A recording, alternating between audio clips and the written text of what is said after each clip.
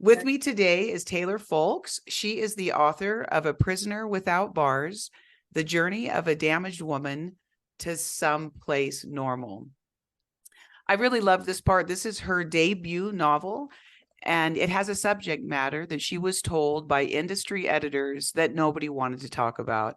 This is exactly why we're here today. We do want to talk about it. So with that, Taylor, I like to start with people often don't understand why we want to tell our stories, even though they get to tell their stories, and every fishing trip they went on, every Christmas that was happy, they don't like to hear the stories of tragedy. So I want to hear the motivation why you wrote this novel. And it is a novel, but it was a fantastically written novel. I thought it was triumphant, and I thought it was mesmerizing. And we're going to get into that in a minute, but tell me why you wrote this book and why you're here with us today.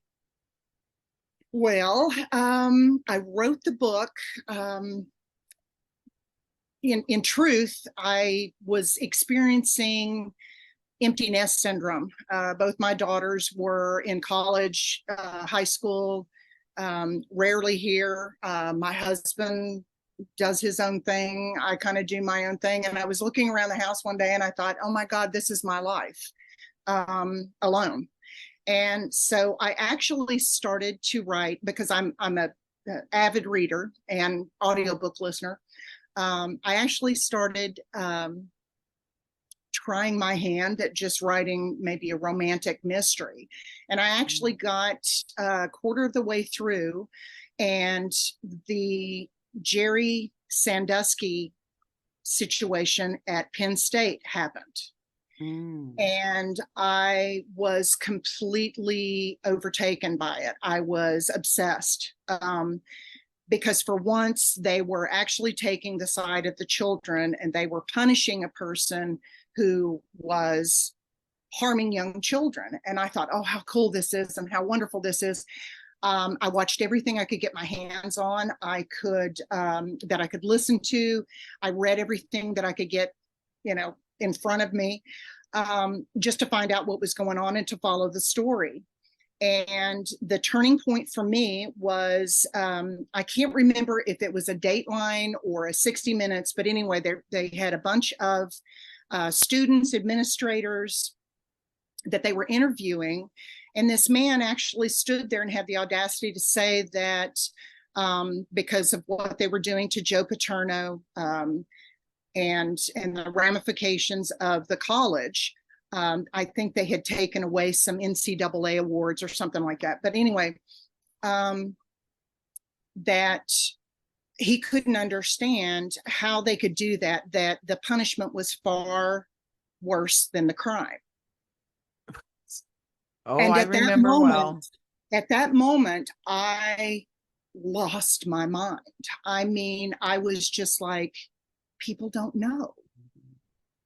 People don't understand. They don't know. I mean, you can empathize, you can sympathize, but until you are in that situation, in the darkest place in the world, innocent, and no one there to help you, you can't know. And so I went, deleted, and I started writing My Prison Without Bars. I started it more or less like a book report, and I had 4 friends that I work with that were reading my manuscript, handwritten, and they would look at me and go, yeah, it's okay, it's all right. No. And suddenly I just realized I have to be brave enough and honest enough to tell the story. And so I didn't want the trials and tribulations of all these people who have written authentic autobiographies and then turned around and someone say, well, that's not true because she wasn't there then, or this didn't happen then, or these dates don't work out, or whatever. So I thought, I'll just write a novel about my life. Right. And I thought it was brilliant, a brilliant idea. Thank you. I did not. I wrote a memoir because a murder happened and they deserve accountability, but it's a very different thing. Keep going. But I really felt that and it was my goal through the whole 13 months that it took me to write it, that I had to be brutally honest, and my goal was to make people feel, even for the short amount of time that it takes to read the book, I wanted people to feel what it was like to be a child that no one wanted, that was an escape for a narcissistic mother, that, you know, basically had no one to protect, no one to, you know, keep the monsters away, what that's like for a child, and, you know, what it does to you the rest of your life. And so, Right. No, and you did a that was wonderful. basically my motivation. Yep. And you did a wonderful job explaining that and exploring that. So with that, if you can just tell us in as much detail as you want, just kind of bring us into your story so that the person listening understands what we're talking about. Basically, my very first memory was being touched in an inappropriate way in the back of a car. My stepfather was being, I don't know what you call it, shipped off, deployed to Vietnam. And so that was my first memory. And you're how old at this point? And I was 3. And You were what's comical 3. is people think that you don't remember, Oh, you remember. you know, at that early age. And the thing is no, I don't remember an ice cream cone I got. No, I don't remember a new pair of shoes that I got, or, you know, anything good, but you do remember the bad. And I was 3 years old. I even checked it with my mother. So, but anyway, that was my first memory. And he was sent to Vietnam. He came back. I won't say that he was any different. I would say that he was just more determined. And how long was he gone? Oh gosh, I really couldn't tell Several you. years, because when you come Probably a back, couple of you're years. older now, right? Yeah, probably a couple of years. Yeah. Okay. But when he came back, he was very determined, and it was ritualistic. It was several nights a week. My mother was trying to go to school. We lived in a little trailer, last trailer, last lot, last road in the trailer court. I was not allowed to play with other kids. I was not allowed to talk to neighbors. I was not allowed to get out of the yard. I was not allowed, you know, basically to have any type of encounter with humanity. Right. And Complete control. complete control. Complete control. So I had no idea that what he was doing to me was not normal. I mean, I basically thought, hey, all dads do this to their little girls. And so when I started school, and I attribute that, my best friend Carmen, I will never forget her as long as I live. Couldn't tell you her last name, but my best friend Carmen, I actually asked her, I said, does your dad do this to you? No, ooh, that's gross. Oh yeah, I know. Does your dad do this to you? And every single thing I asked her, she would tell me, you know, no, ooh, that's gross. And it was her and that encounter that made me feel guilt and shame. And probably thickened the silence, right? Oh, absolutely. Absolutely. I mean, right. And also it gave me a sense of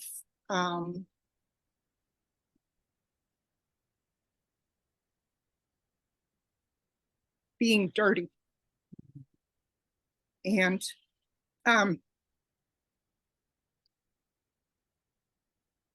so at that point, I went back and I confronted him and said that I was going to tell my mother. And that enraged him. My mother was going to Alpena Community College. we lived in Oscoda, so my mother had to drive. She got snowed in. There was a terrible storm. And so he packed me up, took me in his truck, and had a sleeping bag and his winter boots, and put them on me and took me out in the middle of a field and left me there. I don't know if you've ever experienced winters in Michigan or the night sky in Michigan, or being out in the country and looking up and there's nothing but blackness. Mm-hmm. And that's the dark hole that I describe to anyone that wants to know. It's a black hole. There's no out. There's no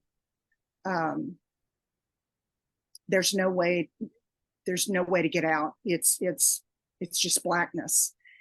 And it's the coldest I've ever been in my life. And when he finally came and got me, couldn't tell you what time, but it felt like hours later. When he finally came and got me, he took me home. And before he took me in, he did some things to me and then told me that if I ever told anybody, that he would take me away from my mother forever. And so the silence began, and it remained. I finally, at the age of 8, he thought that I was old enough that the fondling could stop and that he could proceed with other things. I was raped repeatedly,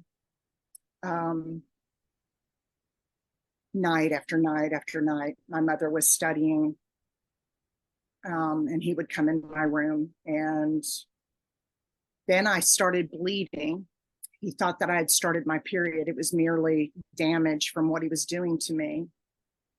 And so then he decided that sodomy was a better way of dealing with the potential of pregnancy.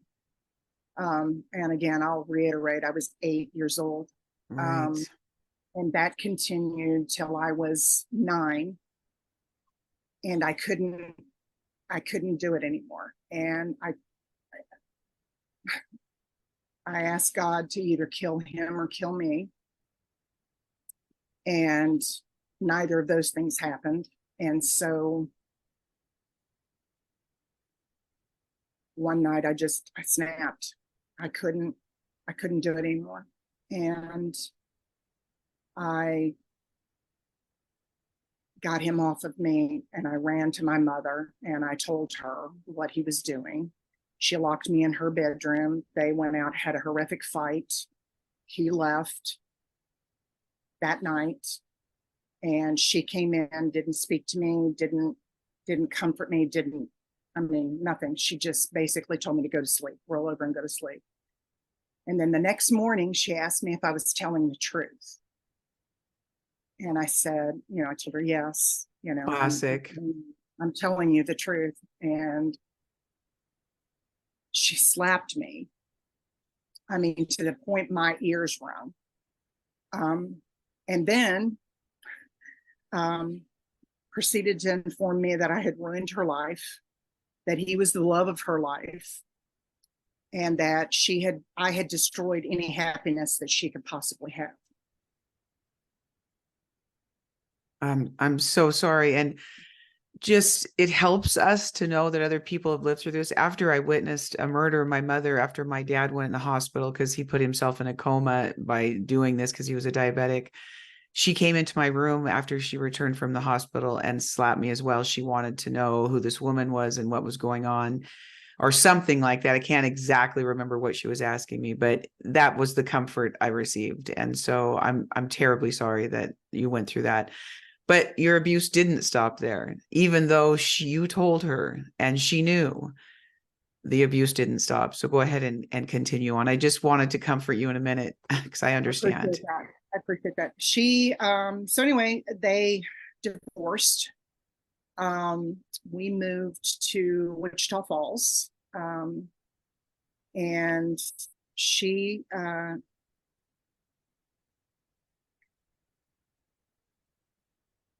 he moved. I'm lying to you. I'm sorry. I'm lying to you. We were living in Wichita Falls. She then moved us to Fort Worth. She was going to school at Texas Christian University. We lived in just off campus. I mean, it was worse than any frat house you've ever seen that's, just trashed.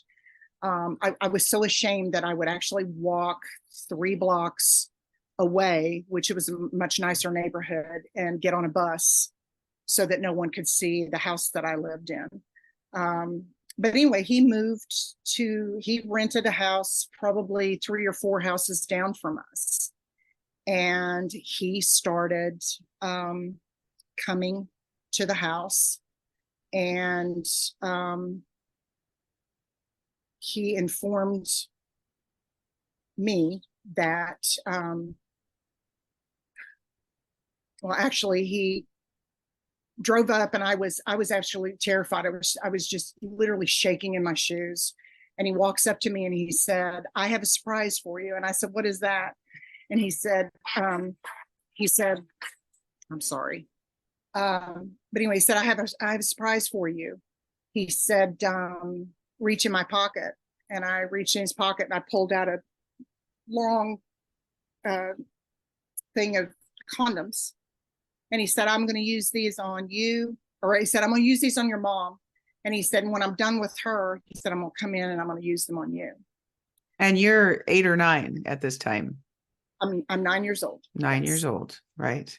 And so I laid there in my bedroom, and, these old rental houses, the doors, there's a little bit of room below. And I would sit there and watch the light. I would lay there, couldn't go to sleep. I would lay there and watch the light and wait for his footsteps to come in front of the door. And sure enough, every single night he would come in and he would rape me. And this went on until I was 12 years old. And at that point, or actually prior to that, when I was 8 and my mom divorced, she informed me that I actually had a biological father. And so we had made contact with him. He was not interested. He played at it for a while.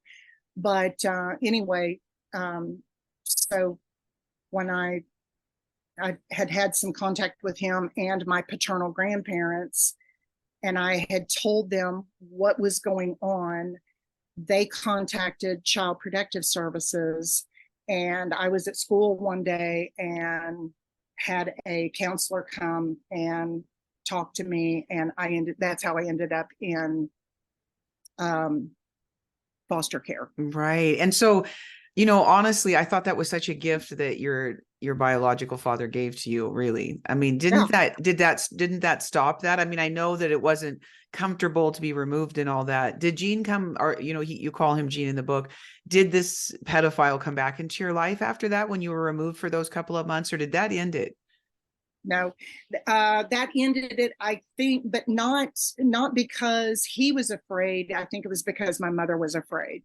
Well, thank God. Who cares, right? Thank God. And she That was really enough. had to. I mean, I was in the foster home for well over 6 or 8 months. Yeah.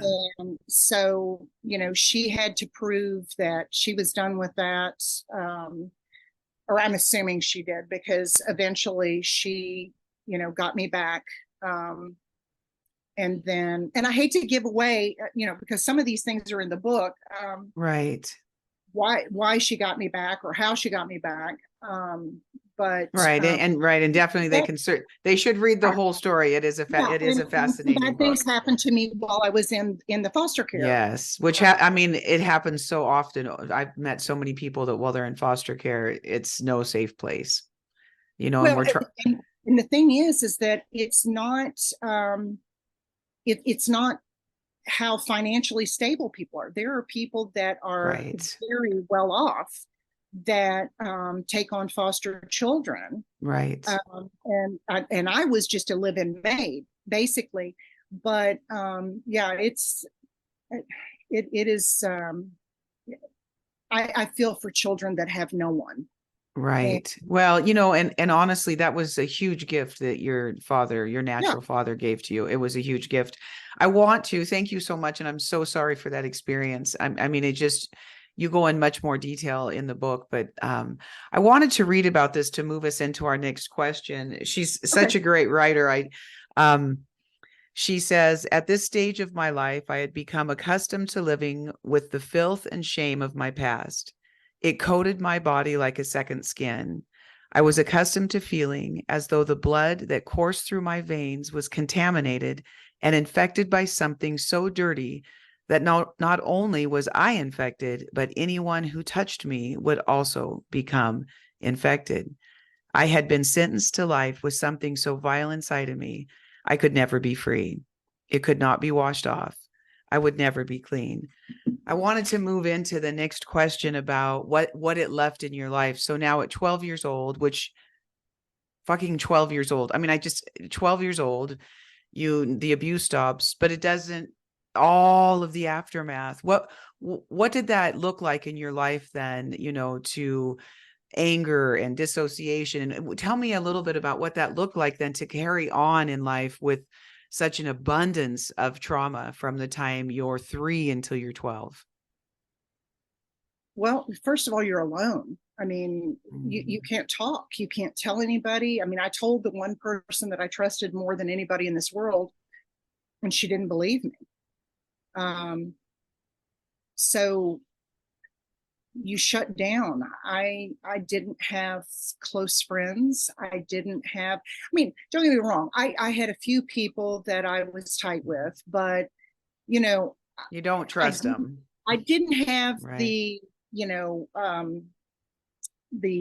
what is it, the traveling pants, the close knit friendships, they'll come Bonded to us, friendships. Yeah. bonded friendships. Mhm. I never experienced that, and to this day I have one um very close friend, a sister of my soul that I love, more Mhm. than any other non-family member in this world. um but to say that I was close with anybody, that I shared my life. It was funny when this book came out, and I got on Facebook purely to promote my book. Right. Share the story. Well, but the thing is that I quickly learned that for me, Facebook was a reconnection with people from my past, from Right. school. And Right. I didn't want to, I feel there's other places that you can pimp your stuff. You know, there are some people that do it, and, like the, I don't know, the garage sale, Facebook garage sale, or Facebook backyard, or whatever. I really felt like that was a gift too, because I reconnected with friends that I had made in high school, and And they probably had no idea. none of them knew. I And I have the same thing happen. Yeah. I can't tell you how many people actually messaged me and Hmm. said how, first of all, they didn't know, and then several told Hmm. me, "Oh my God, stuff like that was happening to me." I have Hmm. people that I work with that actually said, "I can't tell you what it means for you to come forward and say this. And it gives me courage to tell you what happened to me." I mean, I had well over 500 messages from people who'd read my book that said, told me their story. It's I, beautiful. That's I spent, beautiful. I spent most of the first year after I published it answering those people, Hmm. because I firmly believe that out of, what do we have now, 8 billion people on the universe, Hmm. and or on this world, and you picked me, you picked my book to read, and you chose to get in contact with me, how can I not respond to you? Right. And what And was when you really, think, right, and when you think about 1 in 3 women and 1 in 6 men by the time they're 18 will have a sexual crime committed against them. And those are only 20% of people talk. So think yeah, about, Taylor, the real numbers, right? yeah. And so And I the personally don't advocacy believe work is huge. I don't believe that those statistics are correct. No, they can't be. Well, if Don't 20% think that. talk, then they Yeah, can't be, because people, and this is the this is the walls that we want to bring down. yeah, You are victims of crimes. Now, while you and I and many of us do not stay victims, that it was a crime. And it's why I like to call them crimes. yeah. Incest is not a family matter. Incest is a crime, period. But they want to say it is. And so the other thing that I really picked up in your novel was the anger that played out in your life. Because isn't anger, emotions for me, I just opened this box, shoved them all in and said, I don't need you. I can't use you. I would have died. I would never have made it out of my life with my parents if I had emotions. I didn't feel happiness. I didn't feel sadness. I never cried, but I didn't really feel anything. But if I did feel, I could be angry. But even that, after all those years with my father, I didn't have much anger. And in 18-year marriage, I still didn't, but it started coming back. But I liked that it stayed with you. Talk to me a little bit about that. I think it helped you. Oh, I don't know. I don't know if it's my heritage or what. My father was Irish. My mother's Hispanic, and I think the combination of the two, I just had um, this. I can't even describe it. It's just it's kind of like when a pressure cooker and the little top starts shaking, but when things blow, it just goes to town and and I guess that's basically been my entire life. Yes, Has right. I've been very angry my whole life, and one of the things this book has done, I know I want to make this abundantly clear. This didn't heal me. Okay, you cannot heal, No. and I'm a medical professional. Okay, Mm. I know what healing is, and you cannot heal from rape and sodomy and neglect and Betrayal. emotional abuse, um, Mm-hmm. abandonment. Mm-hmm. You can't heal from those, but you can find peace and acceptance. You can find that, but you got to look damn hard to find it, and you got to decide that that's what you want to do. And I knew that really and truly, I knew that I did not want to live in the poverty and the situation that I had been born into, that I wanted to better myself, to do something more. Mm-hmm. And so I kind of just took that anger and just internalized it. And I wanted to make something of myself, and be something. And up until the time I was 38, I'm 61, by the way. By the time I turned 38, I had been beaten down. I had been overpowered. I had been talked down to. I had been, um, most of my interpersonal relationships had been very one sided, power, weakness. Mm-hmm. Um, you Mm-hmm. know, I won't say abuser, but I'll say, dominant, submissive, Mm-hmm. not in the sexual terms, but in the terms of, I stayed within myself. And when I turned 38, my oldest daughter was 8 years old. And that was when the first time that I was raped Triggered. happened. Mm-hmm. And That is a trigger. What people she use the looks, word trigger for today is yeah, so not what a trigger is. A trigger is she turns exactly. 8. I got raped at 8. Well, and the That's thing a is, trigger. if you put our pictures as children together, Yeah. she looks very much like me. My youngest daughter looks like my husband. But Oh, when I I say bet that that, spun you out. oh my gosh, I had the most Yes. vivid dream, and I've never forgotten it. I was literally floating above her and Yeah. watching the scene of me the first time I was raped, And when she turned over, I saw her face, not mine. Mm. And something clicked inside me. And that's when the anger started coming out. Not so much in acting out, but in speaking out and speaking up. Right. And I really think that that helped me to find my voice. And Well, yeah. unfortunately, Oh, go ahead. no, I was just going to say, unfortunately, it took until I was 48. So it took almost 10 Mhm. years to embrace my voice. Um, Right. and now I'm very outspoken, you know, It takes us here. It does. And, it talking does. about anger, I think that anger can be very negative in life and it can lead to bitterness, or anger can be used kind of like a festering wound helps you find the thing that's in there making it fester. And I Right. And get think it that, out. right, anger brings you back to a place where it should be there. It's a violation of your being. And I think Oh, yeah. people misinterpret that my counselor was really good at saying anger can't stand alone. Jody, tell me what's behind it, right? It can't stand alone, but it does indicate to us that a violation has occurred. So it's really positive. And I think that you always used it from what I could read, you used it in this way. And of course, we all get stuck someplace. None of us are perfect, but you used it in a way to say, there's something festering here and I've got to get this out, right? Because I think anger is a positive way to see there's a problem somewhere. I've been violated.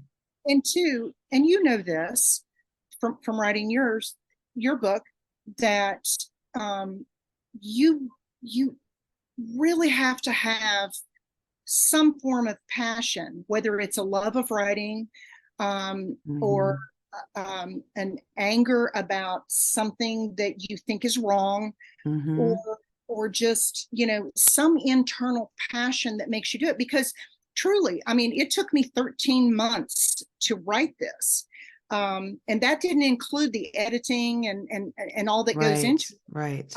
because I there was so much self discovery in this, because I would write things down that I clearly remembered. I envy you being able to I don't want to say forget, but just block out certain things.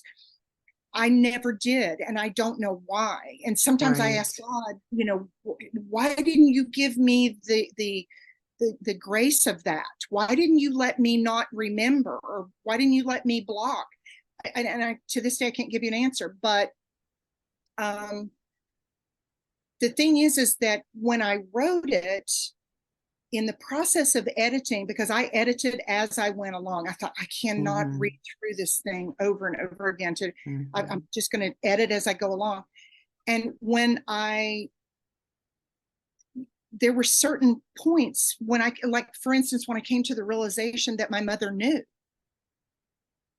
Right. for so many, she left me with the impression that she didn't know.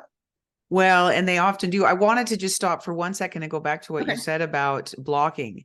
So, Uh-huh. one of the things that I think is so terrific why God didn't allow that blocking, as you just said, or, whatever the case may be, when you block, it's because you can't handle the trauma anymore. And so, what you did, I bet if you would have told and nothing would have happened, then that blocking would have started being part of what they call trauma amnesia, because you can't facilitate any more pain. And so being raped at 17 and 18, I couldn't take any more from my parents. I just couldn't. And trauma amnesia becomes this place where it's the only thing you've got to survive. But what you did again, though, which is so beautiful, Taylor, is at 12, there was this alarm that went off in you and you said, fuck this, I'm gonna go tell. And I think it's beautiful. And had you not had that father that stepped back in your life, I think that's a beautiful progression. For me, it didn't work that way. And amnesia is a way that just helps you stay involved, because you almost would will yourself to die, just like you said, I want to die. And so anyway, I think it's a beautiful thing, because actually it stopped for you when you told. And so thank God that it wasn't so long that you had to forget that you actually found. So I don't know. I just like to leave a positive where there's a positive. Well, So I want to give you a positive back, because until this conversation, I had never looked at my birth father as giving me a Mm. gift. So It's a tremendous gift. you've given me perspective to look back at, That's cool. That's very because cool. he never had anything else to do with me, here and there, but Right. It changed the entire trajectory of your life, yeah, Taylor. but Think about that. you have given me something really. I mean, you've given me a gift Oh, awesome. of insight into that. So I thank you for that. Oh, that's cool. I love that. That's so beautiful. So I like to talk about now, just moving into that, just because we have, I'd love to just would stay there, but I want to talk about how love gets commingled in the abuse. People so often don't understand that the tolerance somehow, or I can't, it's hard for me to find the words, even though I've lived it both. Not with my mother. I really just had a great disdain for my mother. She didn't like me and I didn't like her much, even though she was in those rooms with my father sometimes. But my father made me believe that we were in a love affair together. Did you and your abuser, did you have any of those kind of weird things coexisting, even though we know it's wrong and we know it's abusive? Did he try to commingle this love affair into it? No, I mean, it was more of my, this is our little secret. Right. This is, Right. there is I wish I could show you my laptop screensaver, because I have a I don't know what to call it, an ad for my book, and it has my um, book cover on it, and then it has a little girl with daddy's hand right here, or Mm. actually it's left hand, because daddy's wedding ring is right here. And that that was more of a, this Mhm. is our special relationship. Mommy doesn't need to know this. This is just between you and me. um, Daddy loves you, and again, until I got to school, I thought this is what, you learn what you live. Right. And so there he did send this message of that love is here, which Yeah. kind of moves me into, you do this fascinating journey in your book. And for anybody listening to me, you should read her book. It's fascinating. I think it's quite bright the way that she's brought it together, but she does this metaphorical scene where she's now grown and she's having a hard time in her marriage and this sort of thing. And metaphorically, she steps into a room where her abuser's son walks into the room and takes her captive, and he is not loved by the father, and she was. And so this is why, to me, I could see that weird commingling message where he says to you, dad loved you but rejected me. So there's these weird love and rejection messages in it, right? And so how can you talk a little bit about that? How, because in the room you really, he really comes to you about he loved you but he didn't love me and all of these things.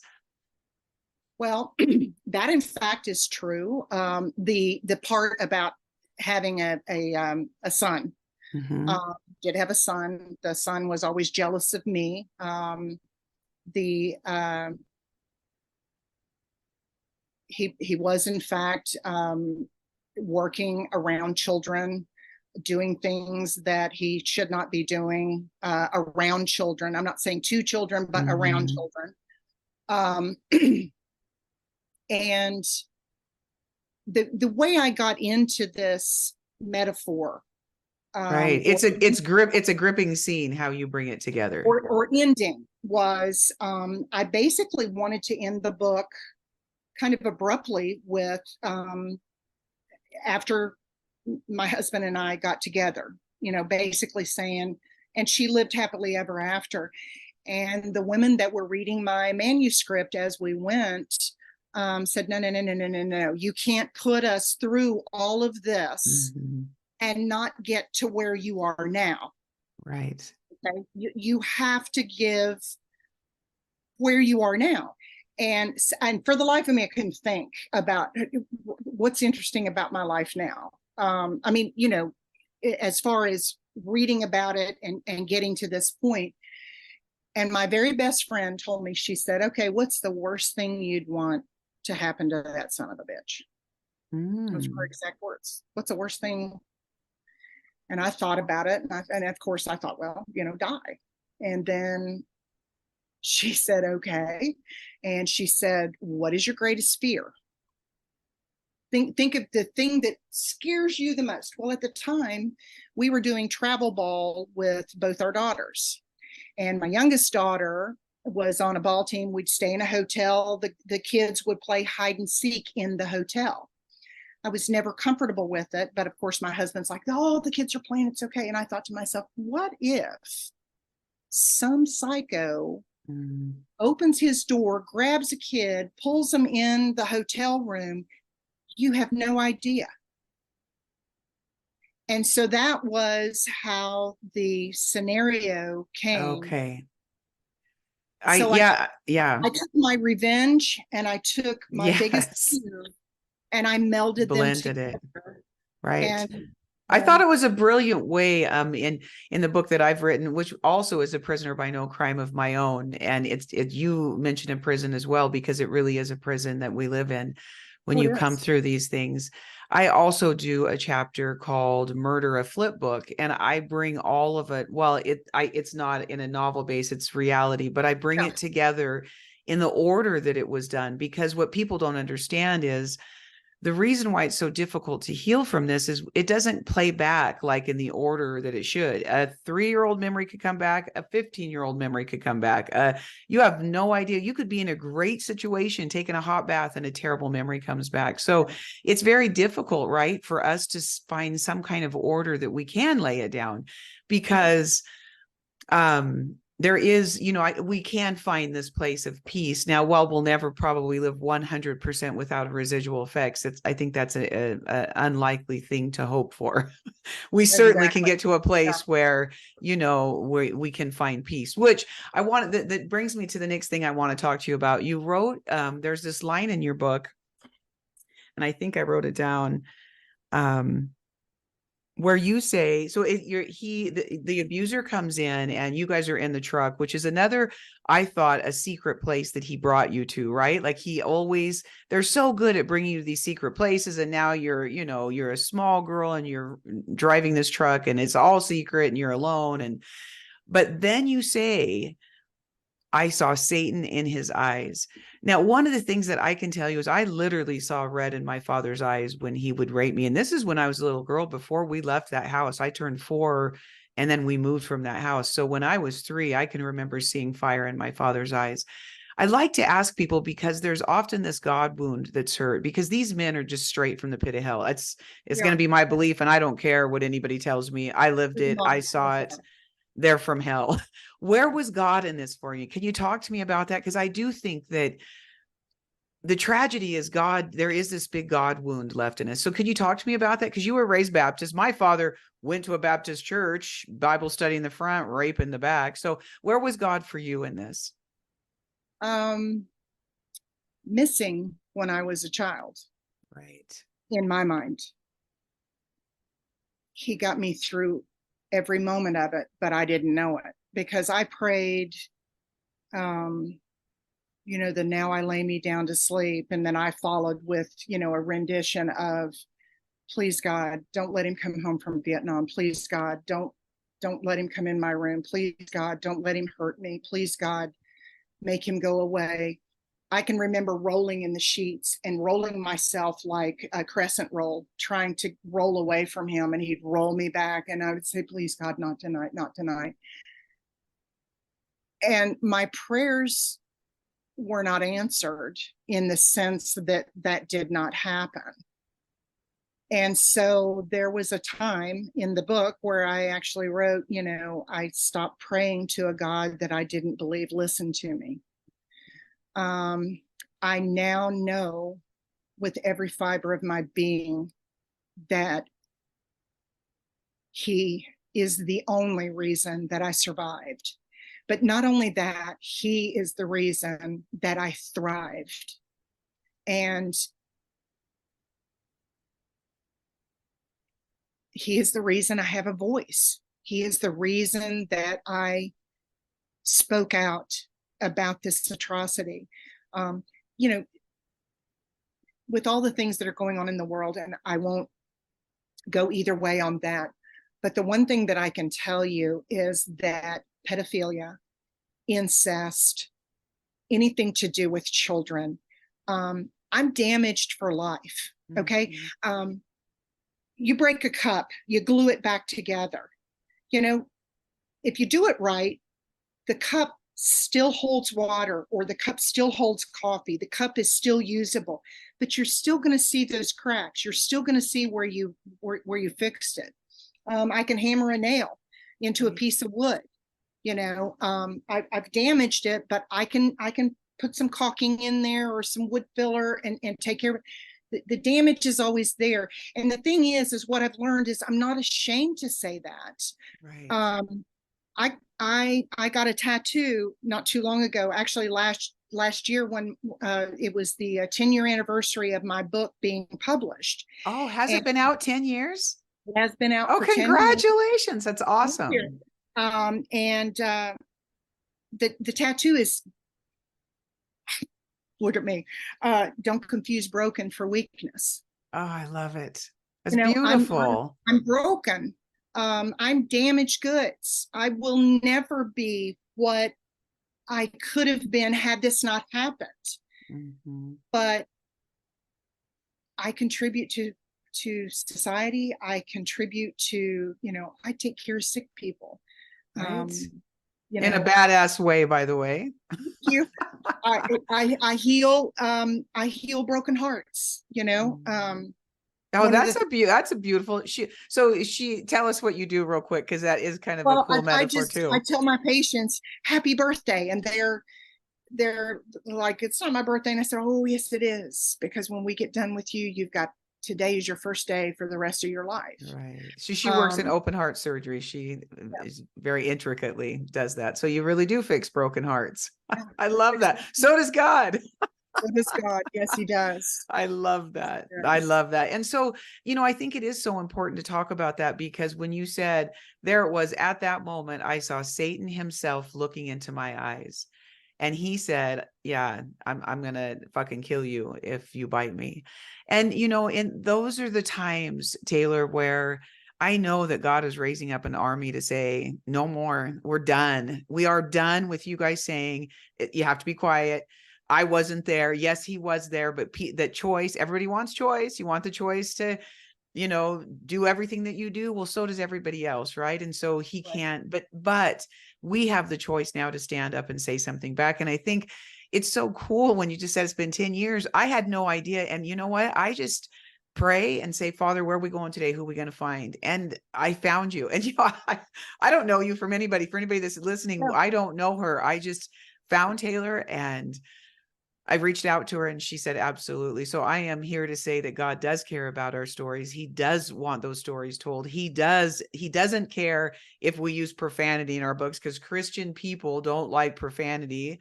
Whatever. I mean, what I have to say to that is whatever. If that's all I say after what I've been through, I'd say I'm pretty remarkable that I'm not a drunk and, And two, you also got to look at, is that all you got out of, can you believe that? I know, because all you got out of what you just read. Yeah. I'm looking for brokenhearted people. I'm not looking for religious people. So I don't really care what they think, but it's always in the back of my hand, because you know what? Jesus isn't religious. And so religious people can do whatever they want with what they think, because it's none of my business.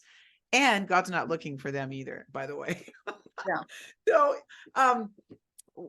was there, if I like to say, and then I'm going to give you some time to just talk, but I want to ask you if there was anything in your life looking back, because you did tell, I couldn't tell. I mean, my parents started this when I was, 3. I had no recourse. I mean, I was a prisoner until the time I left and went to another abusive man.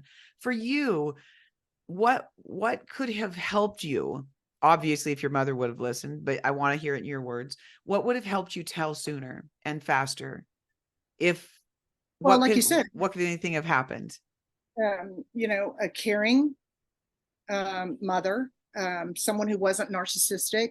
I was escape for her. I mean, and she told me for years, that I was her way out. She lived with an abusive father, not in a sexual way, but just physically abusive to her. a crazy mother. She, you know, made it abundantly clear that I was her way out. I was her ticket out. She never loved my biological father. He never wanted me. He was 10 years older than her, and he didn't want me. And so, had I maybe had at least one parent that was interested in my safety and well-being, Right. it might have gone differently. I was surprised to read, well, not surprised, because my mother would lay on the bed next to my father when I was older and watch him rape or sodomize me the same way so I wouldn't get pregnant. But your mother says to you later, you've had your time to tell. That's old news. When I read that in the book, I have to tell you, no, it breaks my heart for you, because no matter how many times I read that, how can a mother say, you had your one time to tell me and you're done? Taylor, I'm so sorry for that. And you're an adult when she tells you that. Oh, that's old news. Old news. If you want to tell it every day for the rest of your life, I am here to tell you that you have the right to do that, because living through those kinds of crimes, people don't have the right to tell us, oh, you know what? You have 1 year to heal and you're done. You get to tell me 2 times and you're done. Really? What do you have to say to that? Well, if you would allow me to read you a letter that she sent me this year. Yes, please. This was, I'm sorry, December 17th, 2022. That's my birthday. I am not sure what to say to you to make a difference in our lives. I am sorry for not having been a better mother to you, and I never intentionally did or thought of causing pain and misery. I have forgiven you for the actions that hurt me in recent years. I also thank you for the help you gave me in graduate school and for your sharing of your 2 marvelous daughters with me. My concern now is not for myself, but your daughters, who love both of us and they want family back for events and Christmas. I love you and miss being together, your mom. Wow. Okay, so let's just break that down just for a half second. Okay, first of all, it's on my birthday. Right. The second is she follows up an apology. I'm sorry for not being a good mother. And oh, by the way, I've forgiven you for your transgressions, or for I heard that. not being the good daughter. Okay, so which in my mind, one positive and a negative, they cancel each other out, do they not? Absolutely. And then my concern now is not for myself. Right. Why do you need to say that? Right. Because it is for herself. And she wants you back in the commingled dysfunction of the Secretville.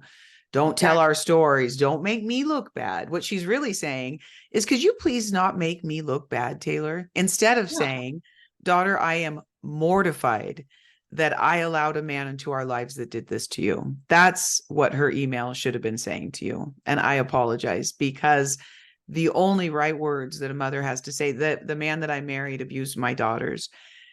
And I cannot tell you, there are not enough words to tell them I'm sorry I didn't see. That is the only right answer a mother has. The only right answer. And I'm sorry for that. You had to experience that. It's just the reality of our lives, but I will forever do the best that I can to make that up to them. I really didn't. How are your relationships? You know what? They're healed, because I'll tell you what, because that's all I consistently said for years until they could get through that, because there was a real burden between us, because I was supposed to protect them. And on my watch, I didn't. And you know what? I don't have any problem saying that. I was so broken, and, I was taking his abuse too, but that's not what they needed to hear. That is not what they needed to hear. Yeah. What they needed to hear was, Mom, on your watch, he was raping us. That took so many years for us to talk about. I put my head in a bottle. I drank too much. And my counselor finally said, Jody, you have to find the strength to go to your kids and listen to their stories. And you know what, Taylor? I would have rather gone through my childhood again than to step into the world of abuse with them. It is the most devastating. The pain is deeper than anything I experienced with my parents, having to step in there. And you know what? I'm going to stay in that ring with them because they deserve it. Yeah, And it they do. still hurts. But you know what? For every mother out there, you cannot walk away from your children because their stories are hard. It's harder without you. It's harder without you. Yeah, it absolutely is. And And I'm so sorry that if it's any comfort, which it's not, but my husband dropped the ball, allowed a young man to come into my home. That, you know, boys were not allowed upstairs. They were not allowed down in the basement. My youngest daughter was raped. it's so And, hard, isn't it? yeah. And I mean, it's very hard for me not to be homicidal. I mean, it Right. really is. Right. Because you and I both know what that darkness is. You and I both know Exactly. what Exactly. living like that is. And so, you know, to know that your child, the person that you love more than your own life, has gone through something like that. I mean, it was all I could do. And It really is. I still haven't But forgiven my husband. You you know, know, I understand that, and I'll tell you that my counselor said this remarkable thing to me, and he said, "No, Jody, your children will not be you because you are not your mother." And you know what, Taylor, your children are going to be okay because you are not your mother, right? exactly, So in these exactly. last minutes, I could stay with you for another 2 hours, but I have another Let's interview talk coming up in again two. later. Sue me. I know, I love it, but I want to leave this time with you to just say anything that's important to your heart. Your advocacy work is admirable and I admire you. And I'm so thankful to have your time today. I just want to leave the last few minutes that we have for just for you to leave any message that you feel like we've forgotten, or I just want to open it up to you. The one thing I'd like to say is to anybody out there that has experienced any type of abuse, the greatest thing I did was write it down. You don't have to write it to share. You don't have to write it to publish. You don't have to write it to um, bring back memories or whatever. But there's a saying in nursing that if you don't write it down, it wasn't done. And it's true. If you don't document, it's not done. And what writing my book did for me, it was the greatest gift. And again, I'm not healed, but I'm at peace and I have acceptance. And the one thing that helped me do that was that I wrote it down and then I read it over and over and over. And even though the people that were the most important to me didn't believe, I wrote it down and it happened. And once And you read it and huge. once you digest it and once you, I mean, it proves how strong you are, that you survived, that you were a victim, you were a survivor, but now you're a warrior. And if there's one thing I can tell you, don't settle for being a survivor. To me, that is a dirty word. Don't be a survivor, be a warrior. A warrior goes out and conquers life, grabs life by the balls and hangs on. And that's what you need to do. Everybody's story is different. Everybody, how they handle it is different. I'm not a counselor. I don't, all I know is by the grace of God, I got through my trauma. All I can say is tell somebody you trust, tell somebody that you love, tell somebody that will listen, and seek out help. Seek help for the nightmares, the OCD, the counting, the repetitive behavior, the, you know, because something's wrong. You're trying to settle and bring peace. And the more you delve into this, the more you look at it from outside. You're safe now. It's over. It's done. you're safe. The more you look at it, the more light you put on it, the darkness will go away. I promise. It has for me. And that's it. That's so beautiful. What she's saying is the biggest thing about secrets is they want to come out. Thank you, and we'll see you next time.